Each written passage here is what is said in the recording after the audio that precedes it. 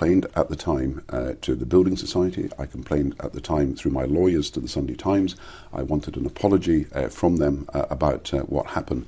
But I did not know at this time. Why didn't you complain to the police? I did not know at this time that they had hired criminal elements to do this. I did not know at this time about their links with the criminal fraternity. I've only found out as a result of the investigations that have been done, particularly by The Guardian, but by you and by many other people.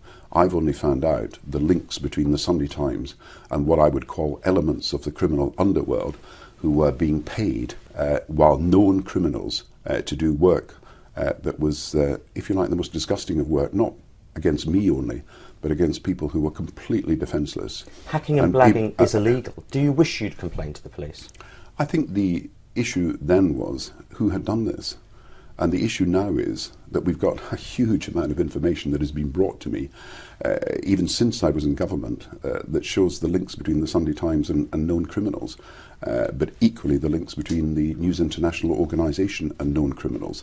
And that is information I did not have at the time, and it's information that I could not base any complaint upon because I had no idea about who was doing this. How receptive were News International? You obviously had the ability to pick up a phone and talk to people, senior executives there. What did they say when you said, what are you doing? Why are you accessing my private information? Well, when I talked to the editor of the Sunday Times and said that this was completely out of order, that the story was completely inaccurate, he distorted my conversation and actually used it in the newspaper. There was no support going to come from the editor of the Sunday Times in dealing with the indiscipline and the practices of his own reporters.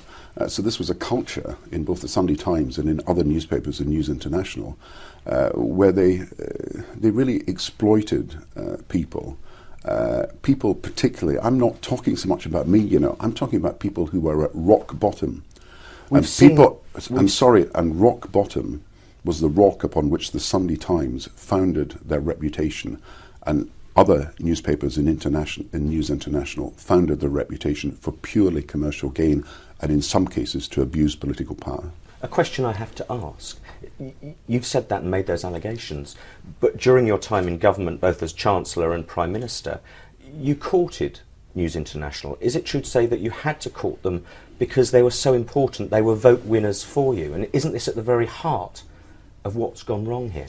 When the record of my time as Prime Minister is looked at, and all the papers will be there for people to see, they will show that we stood up to News International, that we refused to support their commercial ambitions when we thought they were against the public interest, that we did not allow them to take decisions or allow them to pursue actions which were purely in their commercial interest but against the public interest.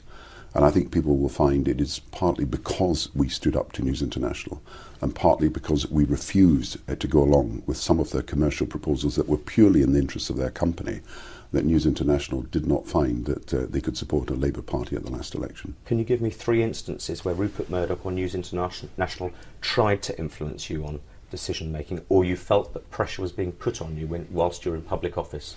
I think it will be pretty clear when the record is examined that the News International had an agenda about the BBC, they had an agenda to neuter Ofcom, the regulatory organisation, and they had an agenda also in relation to the pursuit of their own commercial interests. And on each of these 3 issues, News International made proposals, they made propositions, they had policies. We refused to go along with them. Do you believe that that's your unwillingness to cooperate is why they didn't support you at the last general election?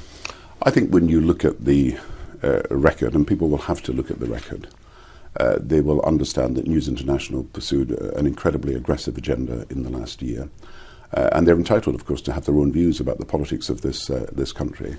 But I think when people look at the record, they will find evidence of how News International were distorting the news in a way that was designed to pursue a particular political cause. In other words, you can complain about how News International abused their power for commercial gain, and all these press awards that they were winning for stories that we now find out were stories that were not achieved in the most clean of ways is one thing.